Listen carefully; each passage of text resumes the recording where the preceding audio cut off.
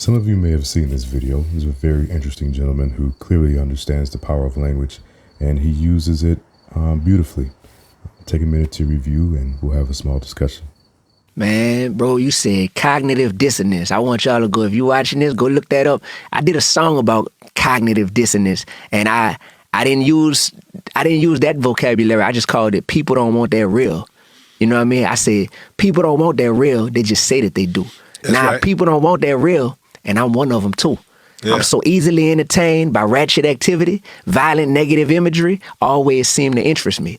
I tell myself, no more music glorifying evil, selling drugs, womanizing, killing our people. Then I hear a song with a tight beat and can't deny it. The hook is catchy, so I subconsciously memorize it. Next thing you know, I'm reciting all the lyrics, and my day don't feel complete unless I hear it, inviting darkness in my spirit. This can't be light. I'm craving what I'm supposed to be fighting. This can't be right. I must be blind to the effects. This can't be sight. Death is in the power of the tongue, and this can't be life. Be careful what you get involved with, because you can't support a cause, but then hate the effects that it causes. Music has a profound effect on us.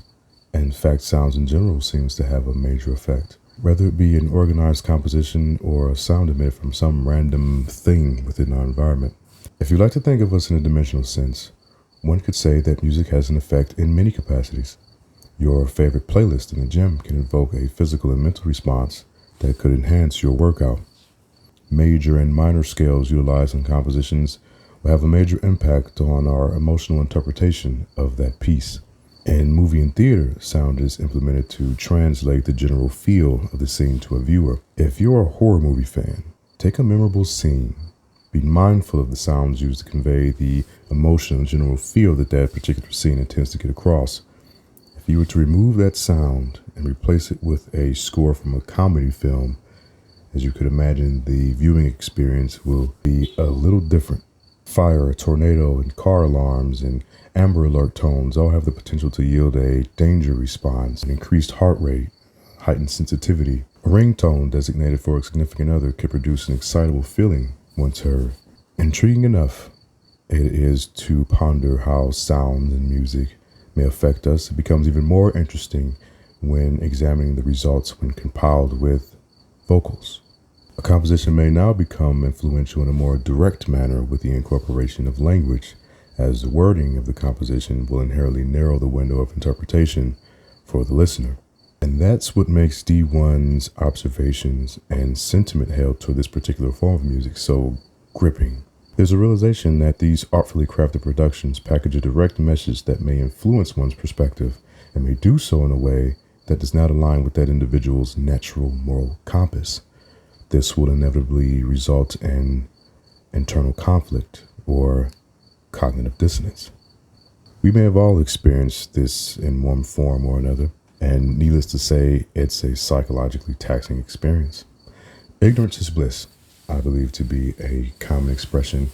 It's an expression that could represent the avoidance of that psychologically arduous experience. In many cases, ignorance is genuine, where there is the actual absence of information. In some cases, however, ignorance could be willful. With willful ignorance, one steps into ignorance in order to achieve a state of bliss, deliberately dismissive toward the contents of that concept that may deny the individual the state of bliss. It's hard to speak definitively as to why people may do this, especially in regards to music that we may collectively perceive to be negative. Some may never even experience the concept of cognitive dissonance, and those that may engage in a form of willful ignorance to protect themselves from it. And they especially may do so if the music has been normalized through culture. With this sort of limited surface level understanding of influence through sound and music, we can kind of begin to understand the power of influence in a general sense. When such music with a perceived negative direct message becomes predominant within its realm, the creators of this music become vanguards of sorts, gaining influence over a sizable populace. Similar artists emerge to produce similar compositions as they are incentivized through their respective industries, as they are rewarded for their contribution. The inimical music productions and their creators are then routinized, increasing their exposure, perduring their influence, resulting in the creation of a culture. Culture is a term I feel at times could be used rather laxly, almost in a reductive manner in regards to what the term actually represents. There are many levels to culture. Your cultural background as an individual, workplace culture, pop culture, even customs and cultures of entire nations. Culture is the amalgam of collective understandings, behaviors, and beliefs of a populace. Culture is a collective consciousness. It's the reason we get up for work in the morning. It's why there's breakfast, lunch, and dinner. It's why the concept of money exists. It's why you'll pay considerably more for the Mercedes-Benz over the Nissan. It may be safe to say that the power of influence is pivotal when building a culture, and culture builds the construals of society. Influence and culture are so prevalent and powerful within our lives that they are almost ubiquitous within our existence. That said, it is scary to extrapolate the subsequent implications of injurious music forming an entire culture. However, it is something that I invite you to do from your own unique perspective, as I feel like it could be time to do so. The existence of the term society should be indicative of a form of connection between all of us. We all have a form of responsibility to one another, especially in this unprecedented time and connectivity. If you have an idea, a thought, a belief, a form of entertainment that you would like to produce to be consumed by your fellow human, we have amazing technology at our fingertips. When you hit the send button, it has the potential to hit millions, if not billions of people at any given moment. It's important to recognize the responsibility that comes along with that. Understanding that the window for interpretation is in fact large.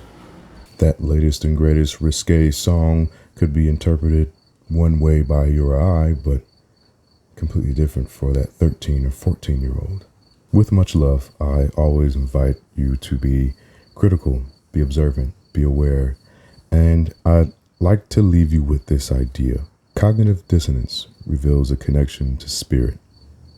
Willful ignorance severs it.